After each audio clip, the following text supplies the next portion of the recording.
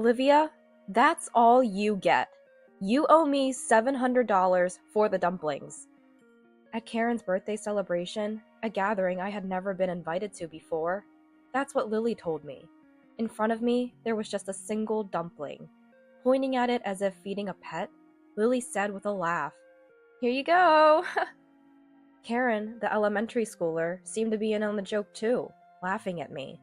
Mother and daughter, both mocking me with the same demonic grin, completely extinguished any affection I had for my granddaughter. "I've had enough. I'll just pay the bill and head home," I said, standing up. Lily, still smiling, waved me off dismissively, disappointed in Jack, who wouldn't even meet my eyes. If they wanted to celebrate with just their immediate family of 3, that's fine by me. I was willing to pay, but with that attitude, any desire to celebrate had long since vanished. No matter what they say, I'm never getting involved again, I thought irritably as I went to settle the bill. Then someone tapped my shoulder. Hearing her words, I decided to get back at Lily and her family. "I'm Olivia. This year, I turned 65. Blessed with children, I've led a normal life. Though my husband was always focused on his work and not much of a talker, I believed we had a good relationship. I thought my life was without major upheaval, but there was one thing that troubled me. It was Lily, my eldest son's wife. I understand that it's common for wives and mothers-in-law to not get along. However, Lily's attitude of treating me as an enemy just for being the mother-in-law was causing me trouble. "Olivia, you're always free at home, right? Let me do you a favor and take care of your cute grandchild." "Lily, I have plans today. I told you I can't do last-minute favors, remember?" "I never heard that. Maybe you just think you told me." I never knew what set her off, but Lily always had a harsh attitude towards me. She'd call suddenly or come over unannounced, dumping tasks on me without caring about my plans. Even if I helped, she'd never thank me, saying, "A parent should naturally do that much." But if I refused, she'd condemn me as some terrible villain. Lately, I've been finding excuses not to comply with her demands. Yet, Lily would confront me, labeling me as a heartless person, accusing me of treating her poorly or not loving my grandchild. Lily seemed to truly despise me. The final straw was when Karen, my granddaughter, started elementary school and I was taking care of her after school. "Grandma, you're mean to Mom, aren't you?" "What? No, why would you say that?" "That's what Mom says. You always lie and say you don't. Liar. Mom was crying. You should apologize." Apparently, Lily had been telling Karen that I was mean to her, and I was confronted with such accusations from Karen. I had no idea what she was talking about and tried to get the details from Karen.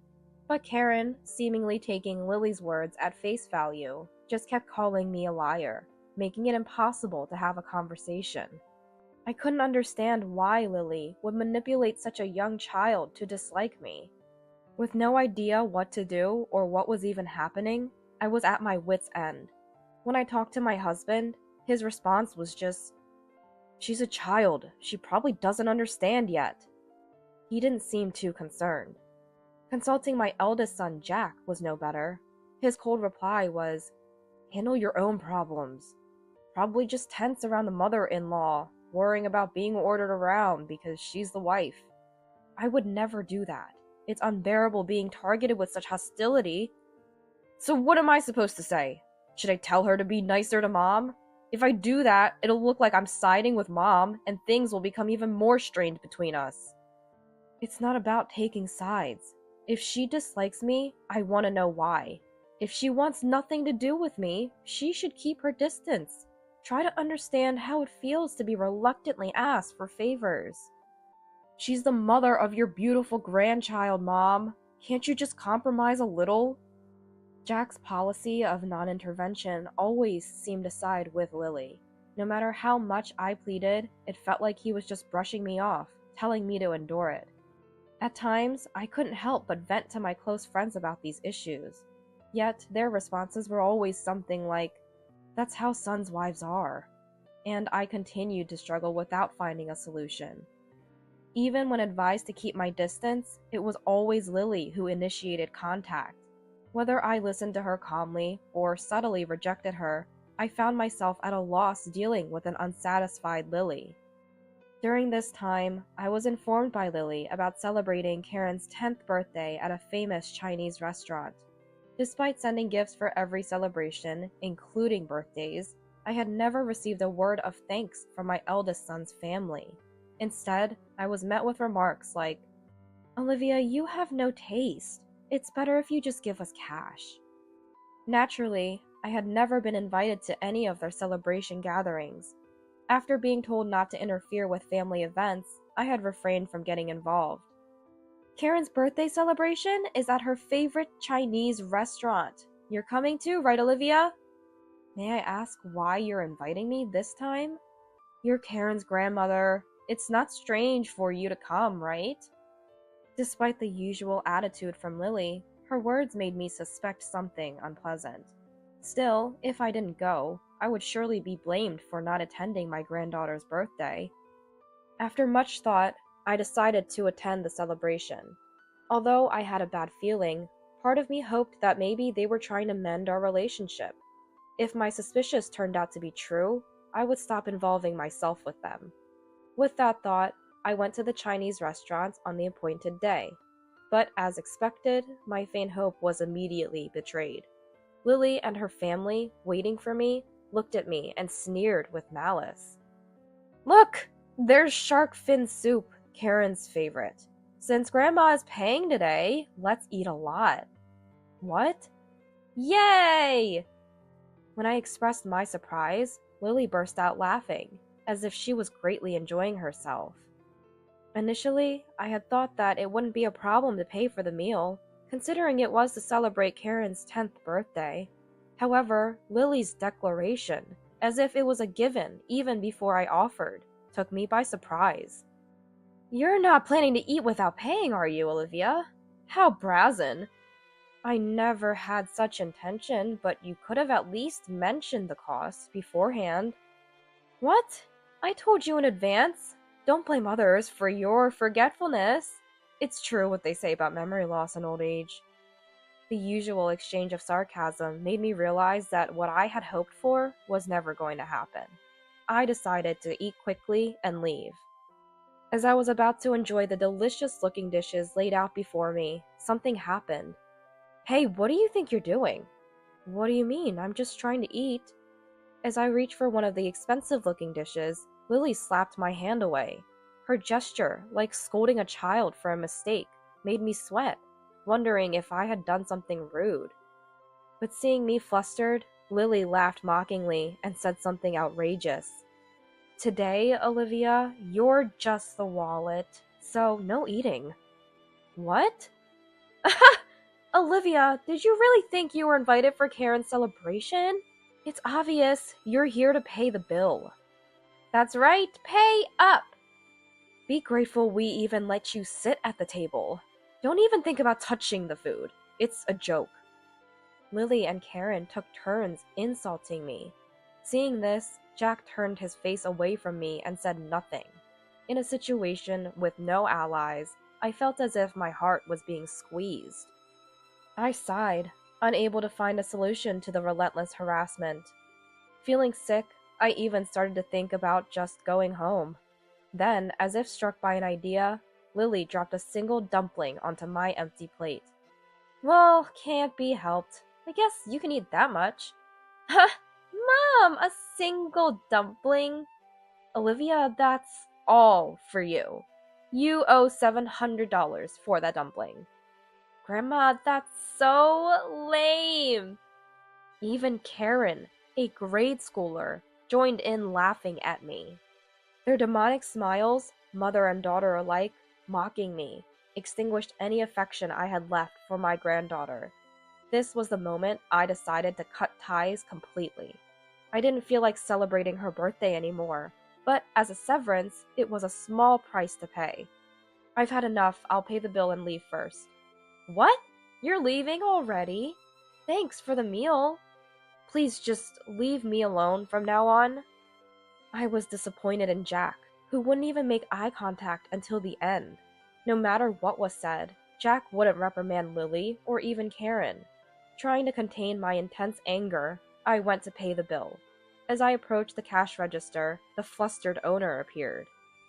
"Dear customer, I'm sorry, but the course meal is still ongoing. Could you please wait a little longer? I'm sorry, but I need to leave now. Can I just pay the bill first?" "Didn't you like the food?" "No, the dumpling was delicious." "Just the dumpling? Was there something in the other dishes you didn't like?" Apparently, Lily had reserved a course meal, and the owner was puzzled why I was leaving halfway through, so he approached me.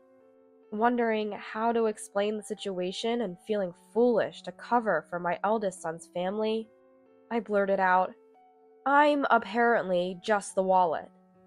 Then someone tapped my shoulder from behind. It was Mary, a friend who had listened to my complaints before. "I saw everything just now. It's much worse than what you told me." "Mary, when did you get here?" "Just before you all arrived. I heard the whole thing." As it happened, Mary was at the same restaurant with her colleagues from work. She happened to see the way my eldest son's family was treating me and hurried to talk to me as I was heading to the register. Seemingly more outraged than me at my son's family's behavior, Mary said, "You don't need to pay," and stopped my hand. "Listen, Olivia, even if it's your grandchild, that behavior is not normal. At her age, she should know better than to treat family that way."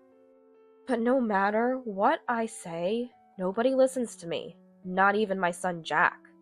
"So you're just gonna let them walk all over you?" Mary's words made me realize something. Looking back, my eldest son's family, unconcerned about me, was happily chatting and enjoying their meal. They probably don't even consider me as family anymore. Jack glanced at me for a moment, but quickly averted his eyes as soon as we made eye contact. Seeing such a pitiful attitude, I felt like the person sitting there was not my son. If they don't understand words, then show them with actions. I'll help you. "Thank you, Mary. Can I ask for a little help?" Encouraged by Mary, I felt like I had finally found an ally. The owner, sensing the uneasy situation, nodded at me as if to say he was on my side. "I'm sorry, but I only ate one dumpling." "Understood. Let's do this." Based on our explanation and the owner's decision, I only had to pay for the one dumpling I ate. It felt awkward to put out just a few bills, but the owner smiled, processed the payment, and handed me the receipt. "The rest of the bill will be paid by those who ate. No worries." "Thank you very much." In a situation with no allies, I found unexpected salvation in the kind restaurant owner and my friend. Internally, I felt that this alone was a good enough punishment for them, but after receiving advice from Mary, I wasn't planning to let their divine retribution end there. "I'm sorry, and thank you so much for today." "It's alright. From now on, if they treat you badly, speak up firmly, okay?" "Yes, thank you. Actually, I have another favor to ask, if that's okay." I thanked Mary and made a request before watching her return to the restaurant. Then I headed home, ready to deliver a final blow to my eldest son's family. The next day, when my doorbell rang, I was sure it was Lily. I had anticipated that she would come to complain about the payment from yesterday. Sure enough, the monitor showed Lily glaring at the camera with a furious expression, and I went to the door. "What do you mean, Olivia? Not paying for yesterday's food and drinks? What kind of reasoning is that?" "Food and drinks? What are you talking about?" "Don't play dumb. It's about Karen's birthday party yesterday." "That's right! You should at least pay up!" Karen, who came with Lily, was also glaring at me. As the restaurant owner had said, my son's family had to pay for themselves and were in a panic. They hadn't brought their wallets, expecting me to pay. Jack had to run to an ATM at a grocery store, and they were quite embarrassed. Karen, showing her anger, furrowed her brow and yelled at me. Her expression was hardly one you'd direct at a family member. I sighed lightly before facing Lily to talk. I only ate one dumpling yesterday, so I only paid for what I ate. The dumpling cost $700, remember? Oh, maybe you didn't hear it because of your age. With such rude attitudes from a wife and granddaughter, I didn't feel like paying anymore. As I retorted, they became even more heated and started verbally abusing me. What kind of attitude is that? Just because you're Karen's grandmother, do you think you can do anything you want? I don't want a grandma like you. Don't act so high and mighty. Ignoring their own behavior, Lily pointed fingers at me as if I were some kind of villain. Karen, too, acted as though she was a hero delivering justice to evil. Was there really a reason I had to be yelled at like this? I couldn't help but ask out loud, and an astonishing response came back. Hey, why do I have to be treated like this? What don't you like about me? What have I done? You haven't done anything. You know, wives just don't like their mother-in-laws. What do you mean? Just that. This time I thought I'd make you useful as a wallet since I was angry. Stunned by Lily's unexpected words, I was speechless. Then, before I could signal, the door to the next room opened. Mary entered the living room. The moment they saw Mary's face, the two were speechless, their mouths agape. Listening to you all this time? Is that how you treat my friend? What? Miss? Why are you here? Karen was the most flustered by Mary's sudden appearance. That's understandable. Mary still works as a language teacher in a certain classroom and is also the teacher of the language class that Karen attends. When I had spoken to Mary, the situation was so different from Karen's behavior in class that she had trouble believing me. But after yesterday's incident, Mary had become my ally and came to my house today. When Karen said she wished I was her real grandmother, I was so happy. Don't be deceived, miss. This woman made my mom cry before. My friend wouldn't do that. Besides, you just said Mom wasn't mistreated, right? What? But, Mom, Grandma was mean to you, right? Karen seemed to have believed everything Lily told her about me without hearing the details. Lily, apparently not expecting to be overheard, looked panicked. She became visibly nervous, glancing at Karen with a troubled expression. Seeing her mother's behavior, Karen's face rapidly paled. I was speechless at Lily's inability to come up with a better excuse for her actions. Miss, please listen to our side too. Just because she's your friend, it doesn't mean you should take Olivia's side. But I am listening. You just said she wasn't mistreated, didn't you? Well, I couldn't just stay silent when accused like that. Lily, always quick with words, tried to make excuses and win Mary over. But Mary was judging based on the behavior she had witnessed, not on Lily's unsubstantiated claims. With no chance of Mary siding with them, Karen, scolded by her teacher, looked like she was about to cry. Only giving one dumpling and then expecting $700 in payment? That's no way to treat family, is it? But it was my birthday, so it's only natural for Grandma to pay. That's what Mom said. Considering your attitude earlier, those kinds of words wouldn't come out unless you really looked down on someone. You usually speak to your grandmother like that, don't you?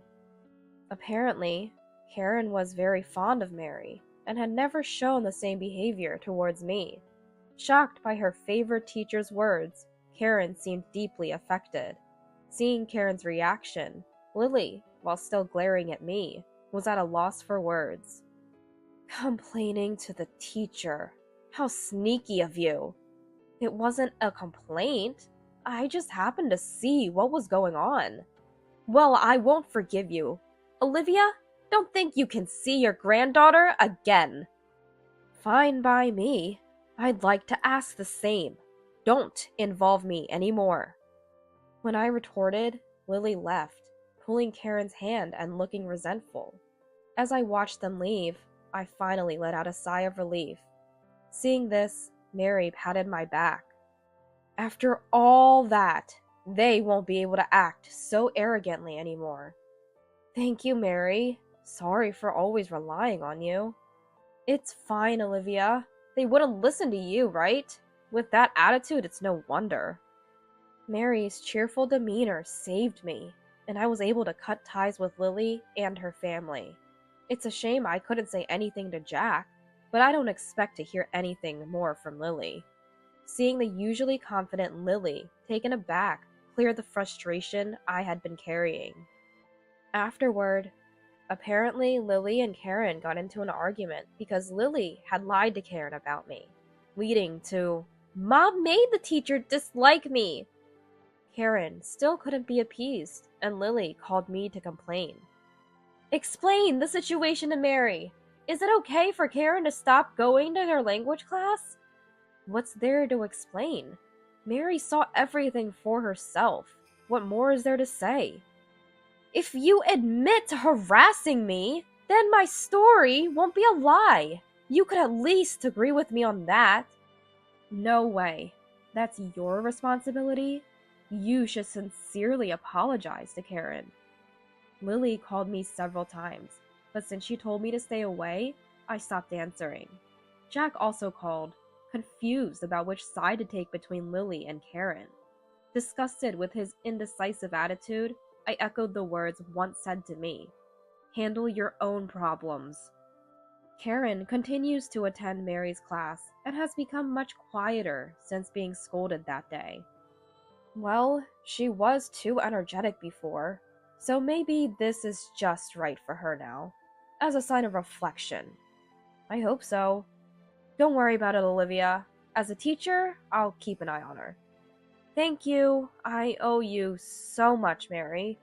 Don't mention it. We're friends, after all. Mary said this nonchalantly.